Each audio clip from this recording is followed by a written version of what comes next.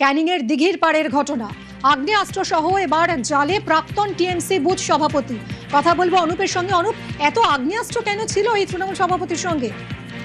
দেখো, পুলিশ সূত্রে যেটা আমরা জানতে পারছি, পুলিশ কিন্তু গতকালকে রাতে গোপন সূত্রে খবর পেয়ে ক্যানিং থানার 1 নম্বর দিঘির পাড় গ্রাম পঞ্চায়েতের উত্তর অঙ্গদবেড়িয়ার প্রাক্তন তৃণমূল বুথ সভাপতি তার বাড়িতে পুলিশ কিন্তু হানা দেয় এবং হানা দিলে তার বাড়ি থেকে একটি লং আর্মস এবং সঙ্গে একটি ছোট বন্দুক এবং 4 রাউন্ড কার্তুজ সহ একটি বোমা উদ্ধার করে। এই ঘটনায় পুলিশ তাকে কিন্তু প্রথমে আটক করে নিয়ে আসে, তারপরে তাকে জিজ্ঞাসাবাদের পর তাকে কিন্তু গ্রেপ্তার করা হচ্ছে। পুলিশ সূত্রে আরো জানা যাচ্ছে আজকে তাকে কিন্তু আলিপুর আদালতে পাঠানো হবে। শুধু পাঠানো হবে না, তাকে কিন্তু নিজেদের হেফাজতে নেবে বলে পুলিশ সূত্রে জানা যাচ্ছে। তবে তিনি কি কারণে এই বন্দুক এবং বোমা বাড়িতে রেখেছিল সেদিকে যেমন একদিকে খতিয়ে দেখছে, অন্যদিকে কিন্তু কারা এই বন্দুকের সঙ্গে জড়িত আর কার কার কাছে এইসব বন্দুক রয়েছে বা কিভাবে তিনি এই বন্দুকগুলো পেলেন, কোথা থেকে পেয়েছেন, কারা দিয়েছে সেদিকেও কিন্তু ক্যানিং থানার পুলিশ ঘটনার তদন্ত শুরু করেছে এবং তাকে নিজেদের হেফাজতে নিয়ে জিজ্ঞাসাবাদ করবে বলে এমনই কিন্তু পুলিশ সূত্রে আমরা জানতে পারছি।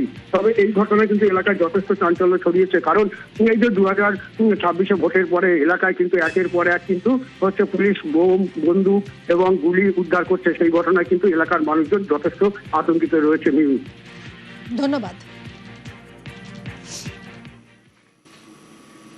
মানিকতলায় বাড়ির একাংশ ভেঙে পড়লো, পুরনো বাড়ি, সেই পুরনো বাড়ির একাংশ ভেঙে বিপজ্জনক বাড়ির নোটিশ দিয়েছিল পুরসভা। রৌনকের সঙ্গে কথা বলবো। রৌনক, বিপজ্জনক বাড়ির নোটিশ দিয়েছিল পুরসভা, তা সত্ত্বেও কি এই বাড়িতে কেউ বসবাস করতেন? কেউ কি আহত হয়েছেন? দেখো, এখনো পর্যন্ত জানা যাচ্ছে কেউ আহত হয়নি, কিন্তু এর আগেও বিপজ্জনক বাড়ির নোটিশ দিয়েছিল পুরসভা। এবং তোমায় জানিয়ে রাখবো, যেখানে বিপজ্জনক অবস্থায় ছিল সেই জায়গা কিন্তু একাংশ পুরসভা ভেঙেও ছিল। তারপরেও এই 250 বিবেকানন্দ রোডের এই পুরনো বাড়ির একাংশ হুড়মুড়িয়ে ভেঙে পড়ে এবং বাড়িটি বিপজ্জনক অবস্থায় থাকার পরও কেন তারা ওখানে থাকছিলেন এই বিষয়টি পুরসভার তরফ থেকে খতিয়ে দেখা হবে। ইতিমধ্যে তোমায় বলবো, কলকাতা পুরসভার যারা কর্মীরা রয়েছেন তারা এখানে গেছেন, পুলিশের তরফ থেকে জায়গাটি কর্ডন করে দেওয়া হয়েছে। যেহেতু বিপজ্জনক অবস্থায় ছিল এবং পুরসভার নোটিশও দেওয়া ছিল, আর পরেও কেন সেখানে বাসিন্দারা থাকছিলেন এই বিষয়টিও কিন্তু ইতিমধ্যে পুরসভার তরফ থেকে দেখা হচ্ছে। এবং যে সময় এই ঘটনা ঘটে একটা বড়সড় দুর্ঘটনা ঘটতেও পারত, কিন্তু এখনো পর্যন্ত এই ঘটনায় কোনো হতাহতের খবর আসেনি। ধন্যবাদ রৌনক।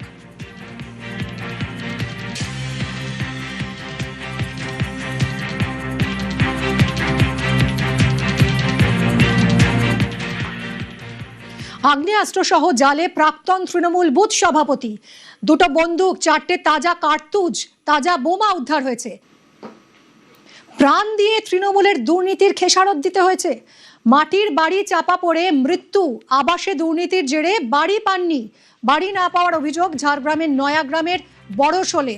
আর সেই মাটির বাড়ি, ভাঙা বাড়িতে থাকতেন, সেই মাটির বাড়ি ভেঙে পড়ে চাপা পড়ে মৃত্যু হলো এক ব্যক্তি। নয়াগ্রামের বড়শোলের ঘটনা। তৃণমূল সরকারের বিরুদ্ধে সরব হয়েছে গ্রামবাসীরা। কথা বলবো, সরাসরি রাজু রয়েছে আমার সঙ্গে। রাজু, অত্যন্ত মর্মান্তিক ঘটনা। এতটাই জরাজীর্ণ বাড়িতে তিনি বাস করতেন যে সেই বাড়ি তার প্রাণ নিয়ে নিল, সেই বাড়ি ভেঙে পড়েই তার মৃত্যু হলো, অথচ তার তো আবাসের ঘর পাওয়ার কথা। দেখো, একদমই, কারণ যেখানে এই ব্যক্তি যিনি দিন আনেন দিন খান, অর্থাৎ বিভিন্ন বাড়িতে চেয়ে খান, সেক্ষেত্রে সেই ব্যক্তির বাড়ি পাওয়ার কথা। যেখানে রাজ্য সরকার, আগের যে সরকার ছিল অর্থাৎ তৃণমূল সরকার, সেই সময় যে বলা হয়েছিল আবাসের একাধিক বাড়ি দেওয়া হয়েছে, সেক্ষেত্রে এই ব্যক্তি কেন বাদ রয়েছিল? বা এখানে যে একাধিক বাড়ি রয়েছে, সেই একাধিক বাড়ি একই অবস্থায় রয়েছেন, যারা খেটে খান, সেই সমস্ত বাড়ি না পেয়ে বিভিন্ন মানুষকে বাড়ি দেওয়া হয়েছে। যেটা অভিযোগ উঠছে, স্থানীয় বাসিন্দারা অভিযোগ করছেন, এই ব্যক্তির যে বাড়িটি রয়েছিল, যা বর্ষার ফলে বেশ কয়েকদিন ধরে যে অনবরত বৃষ্টি হয়েছে, সেই বৃষ্টির ফলেই এই মাটির বাড়ি ধসে যায় এবং সেই বাড়িতে তিনি থাকতেন। হঠাৎ রাতে সেই বাড়ির চাপা পড়ে তিনি মৃত্যু হয়েছে। আর এই ঘটনাকে কেন্দ্র করে ইতিমধ্যে স্থানীয় মানুষের মধ্যে ক্ষোভ, যে আগের যে সরকার অর্থাৎ তৃণমূল সরকারের আমলে তাদেরকে বাড়ি দেওয়া হয়নি, বাড়ি না পাওয়ার কারণেই বা বাড়ি থেকে বঞ্চিত হওয়ার কারণেই এই ব্যক্তির মৃত্যু হয়েছে। ইতিমধ্যে স্থানীয়দের অভিযোগ করছেন যে তৃণমূল সরকারের আমলে যে সমস্ত আবাস যোজনার মানুষজন, রাজু, এরকম নিশ্চয়ই আরো অনেকে রয়েছেন যাদের এই আবাসের ঘর পাওয়ার কথা কিন্তু পাননি, এরকমই জরাজীর্ণ বাড়িতে বসবাস করছেন। একই রকম ভাবে এই বর্ষল গ্রামে একাধিক মানুষ রয়েছেন যাদের এই আবাস যোজনার বাড়ি পাওয়ার কথা, অথচ তারা পাননি। তারা অভিযোগ করছেন তৃণমূল সরকারের আমলে তাদের নাম নথিভুক্ত হয়েছে, নামের তালিকায় তাদের নাম উঠেছে, অনেকের হয়তো তাদের বাড়ি এসছে কিন্তু তারা বাড়ি পাননি। এমনটাই ক্ষোভ প্রকাশ করছেন তারা, কারণ আবাসের বাড়ি না পাওয়ার কারণেই এই ব্যক্তির মৃত্যু হয়েছে, এমনটাই অভিযোগ স্থানীয় মানুষের। তাদের আরো অভিযোগ, স্থানীয় যে সমস্ত তৃণমূলের নেতৃত্বরা রয়েছেন তারা নিজেদের পকেট ভরাতে মূলত আবাসের যে বাড়ি এসছে সেই সমস্ত বাড়ি নিজেদের মতো করে বন্টন করেছেন এবং টাকা নিয়েছেন, যার ফলেই মূলত বিভিন্ন সময় দেখা গেছে মানুষের বাড়ি না থাকার দরুনে বা মাটির বাড়িতে থাকার দরুনে অনেকেরই মৃত্যু হয়েছে। সেই সমস্ত খবর এসে পৌঁছয়নি। এই ব্যক্তির বাড়ির যখন মাটির দেওয়াল চাপা পড়ে সেই ব্যক্তির মৃত্যু হয়েছে, তারপরেই ক্ষোভ প্রকাশ মানুষ বলতে শুরু করেছে।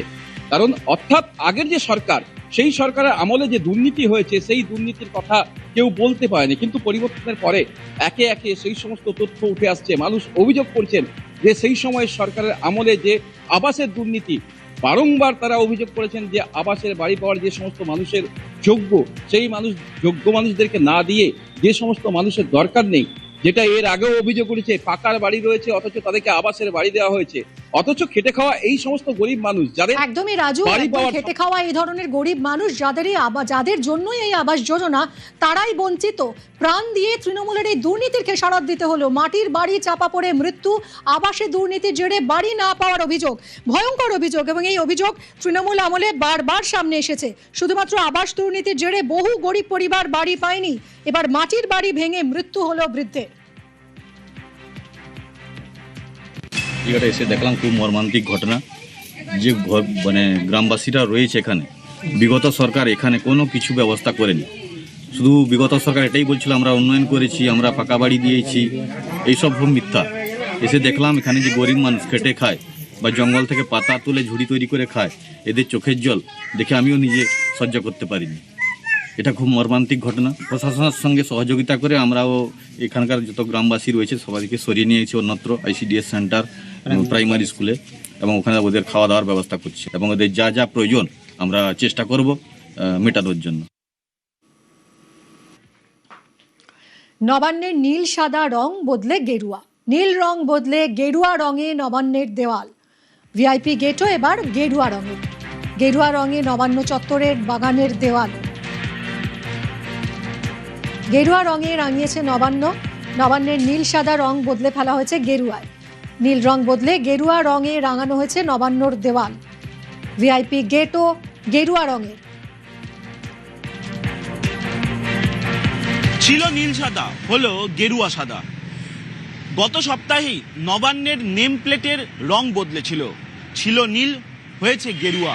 এবার নবান্ন সংলগ্ন যে গার্ডেনগুলি রয়েছে এবং সে গার্ডেনের যে দেওয়ালগুলি রয়েছে সেই দেওয়ালগুলির রং এবার নীল সাদার বদলে হলো গেরুয়া সাদা।